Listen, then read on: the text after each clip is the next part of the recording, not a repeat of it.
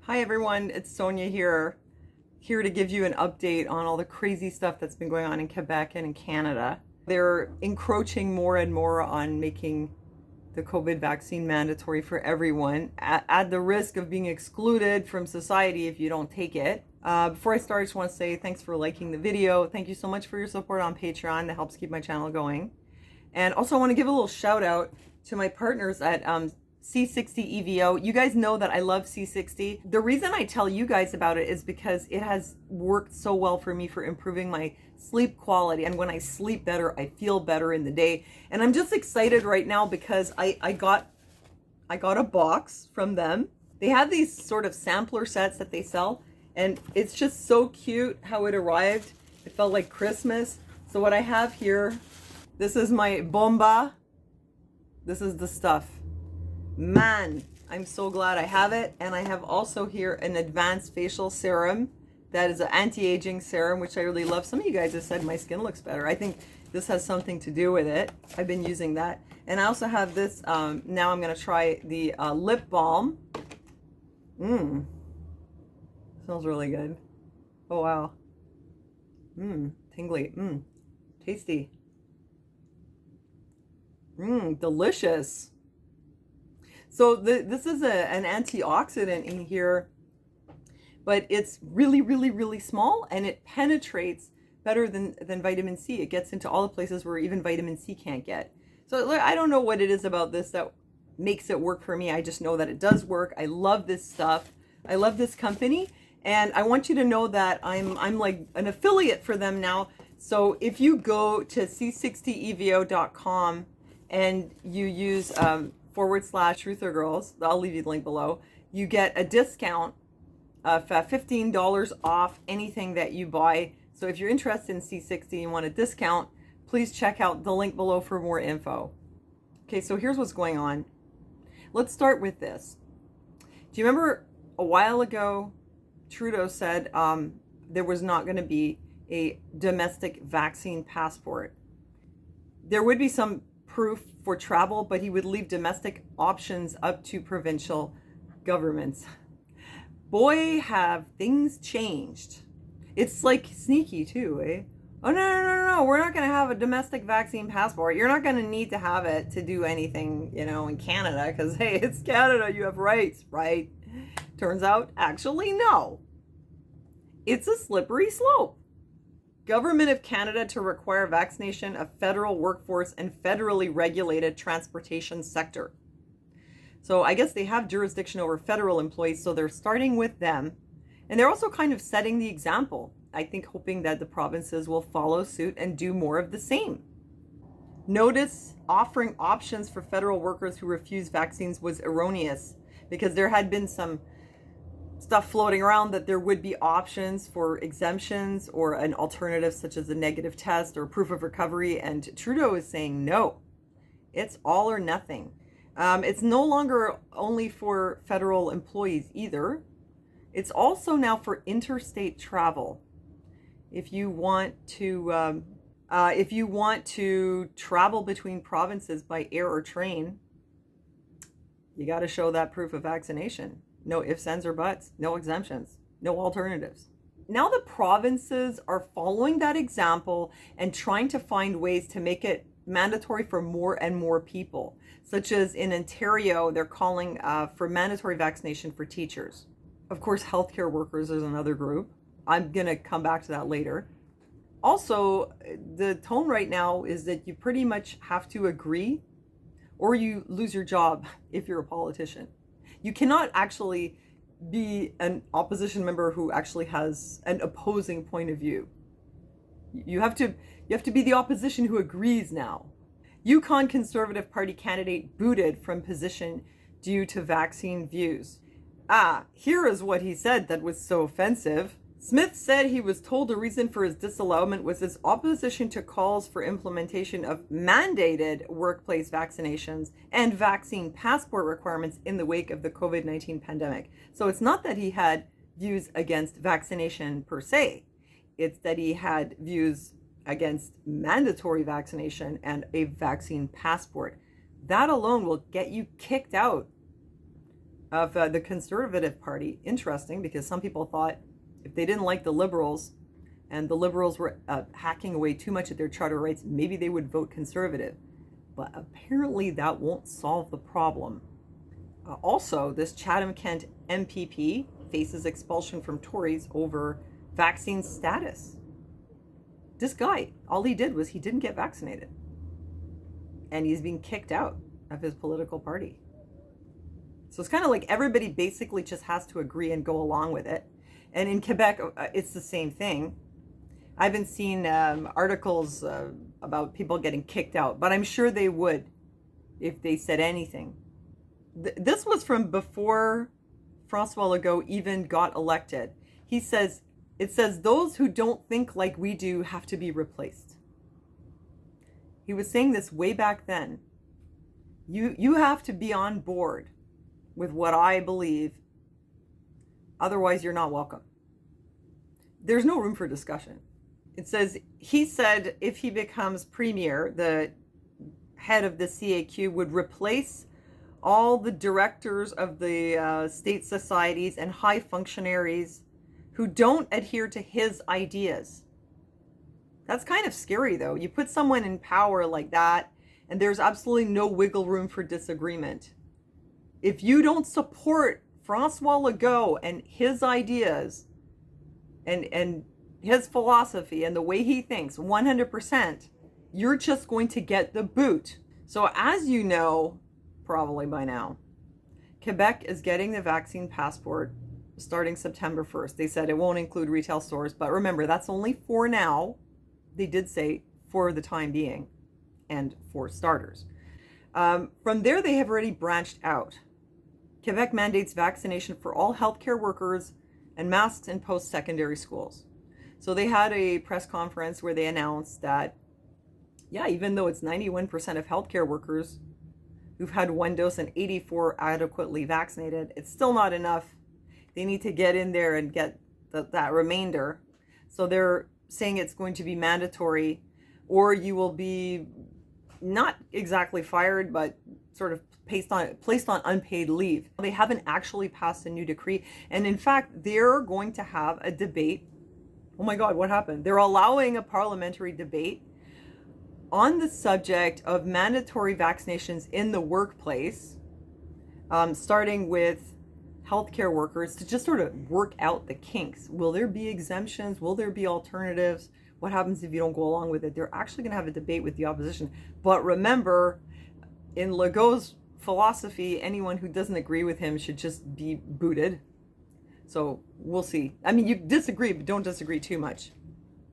They're already talking about mandatory vaccination could be extended beyond healthcare workers in Quebec. So they did say, actually, the debate that they're going to have, it's first of all not about the vaccine passport.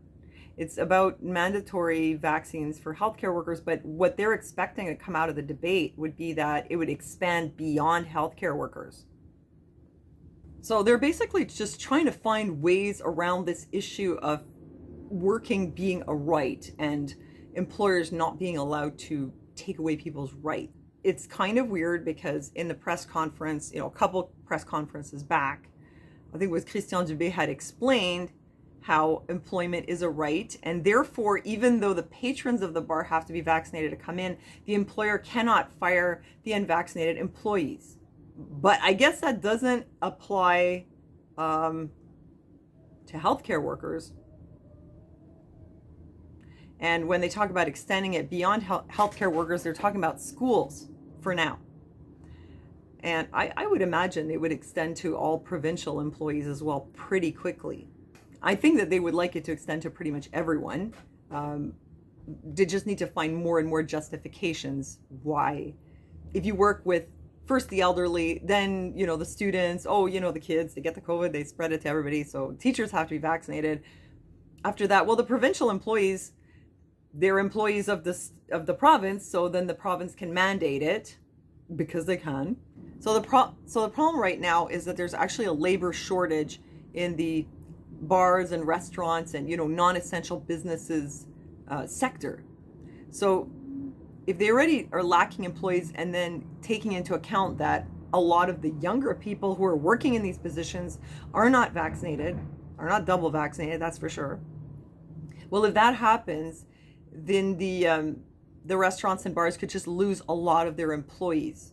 I think though that once the rate gets higher, then they'll strike and they'll say yes, all the people working with the public, whether it's a grocery store, a bar, or whatever, they all have to be vaccinated, because you can't impose that when you have only 55 or 60% of that group vaccinated, but you can do it when you're at 95.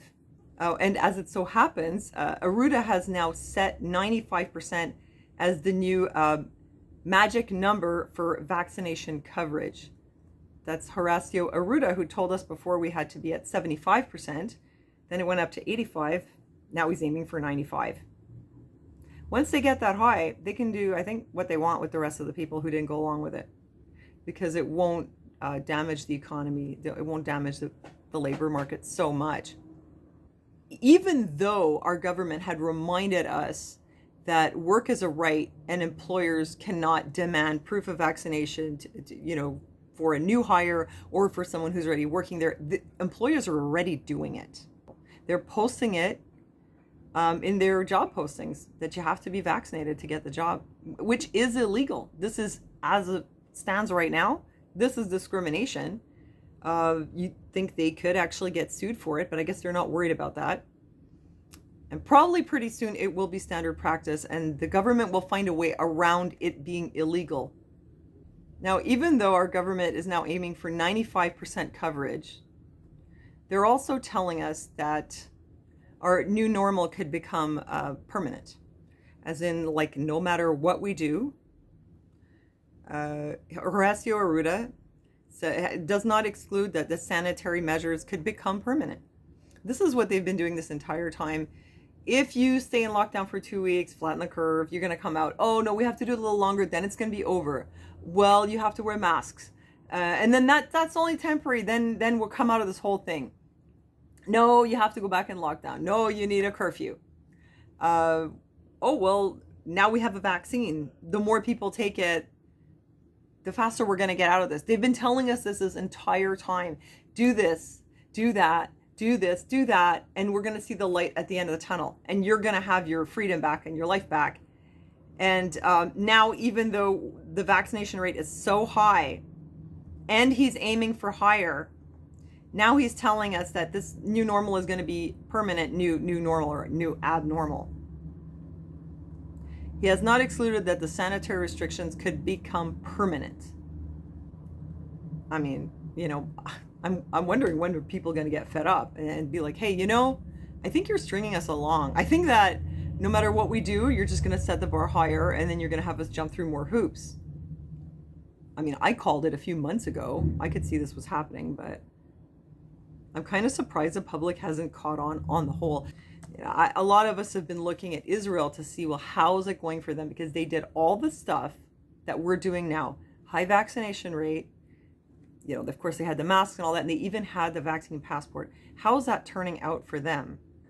Well, unfortunately, it looks like even though they did everything that they were told, which is what we're doing now, it didn't get rid of the COVID. It's actually going way, way, way up in August. Yeah, it doesn't seem like it got rid of the problem completely, if you know what I mean.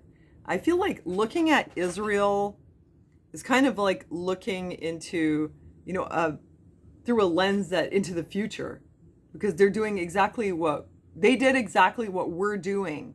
So we can look at their results and figure that's probably going to be what we're going to get. And according to the results, the problem is not solved. New surge of infections, breakthrough cases, highly vaccinated Israel seeing a dramatic surge in new COVID cases. And a lot of the cases are in vaccinated people. I mean, they'll tell you also that a lot of the hospitalizations are, but the more severe cases, more of those are in the unvaccinated.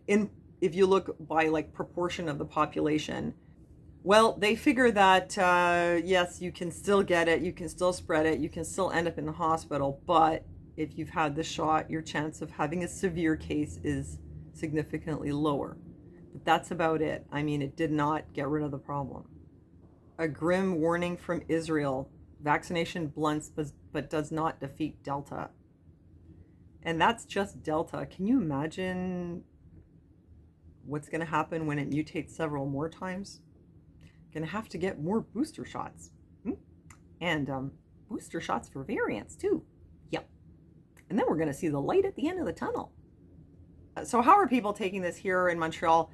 A lot of people don't like it. They don't like this COVID vaccine passport. They say it's discriminatory. And if you actually look at which parts of the population are under-vaccinated, it's Black people, it's Native people like the Inuit in Nunavik, it's religious people. If you look at the schools and the vaccination rates in the high schools, you'll see that the ones with the lowest rates are the Jewish Orthodox schools and the Muslim schools. And then also the poorer neighborhoods and more like ethnic minority neighborhoods, theirs is lower than the wealthy, predominantly white schools. So, you know, there's that. It was the same in New York too. They said only 28% of young Black people in New York were fully vaccinated. There was a really big protest here in Montreal. The newspapers reported that it was thousands of people. They said maybe 15,000, but people I know who were there said it completely filled Place des Arts, which apparently can accommodate 250,000 people. And they said it was even more than that. So the people who were there think it was at least 250,000, possibly more, 500,000, or, you know, maybe even more. But there have been a lot of protests here in Montreal and in other places in Quebec. There was one today, but I couldn't go. But they're kind of ongoing. I just haven't reported on them because I haven't been around. Also, actually, the bar owners are kind of not sure how this passport thing is going to work out for them. They say it might hurt them more. So they're starting to recover a bit, but if, you know, a lot of the younger people who are their patrons still don't have the 2 shots, then it's going to reduce their business a lot. It's funny because this is Peter Sergakis, who owns a ton of stuff in Montreal, and he's one of the people, as I mentioned here, who had been pushing for a vaccine passport in the spring. He was one of the people who had said that they wanted to have this passport immediately to let some people back into the bars, because at the time everything was completely closed. That's what Sergakis had in mind. That didn't happen. What they did was they eventually just opened the bars, but now they're implementing a passport for everyone. And Sergakis is saying, you know, it's probably going to reduce their business. So it's kind of like, be careful what you pray for, because you might get it, because they wanted a vaccine passport. Now they're getting it, but it's turning out it might not be so good. Oh yeah, in France also, French rebelling against the COVID passports. They had a lot of protests, big ones. And also people have somewhat boycotted the businesses that were implementing them, but Macron is not giving up. He's got his eyes on victory over COVID vaccine pass protesters. Anyway, that's my rundown for now. Basically, what's happening is our Canadian and provincial governments are more and more trying to find ways around any laws that would have prevented them from making the vaccine mandatory or establishing a vaccine passport. And it's being done in a really draconian way where there's no room for any kind of exemptions except potentially at some point medical exemptions. So they don't care what your religious beliefs are. I mean, if you have an objection on a religious basis and you feel like you have to now choose between obeying the government and obeying God, and your choice is that you're going to obey God, you're going to be punished. So that puts you between a rock and a hard place. What do you do? Because for some people, that's how they feel. And our government really doesn't care about your religious beliefs or anything else. They just want you to do this. Take this vaccine. Take this vaccine that's been giving Israel such a good result, because it's better than nothing. Just do it. Get on board. Anyway, that's it. I hope you found that interesting. And thanks again for liking the video and for your support on Patreon. Don't forget to check out the link for C60 EVO, ESS60. You'll get a discount. And that's it. Thanks for joining me, and I'll see you next time.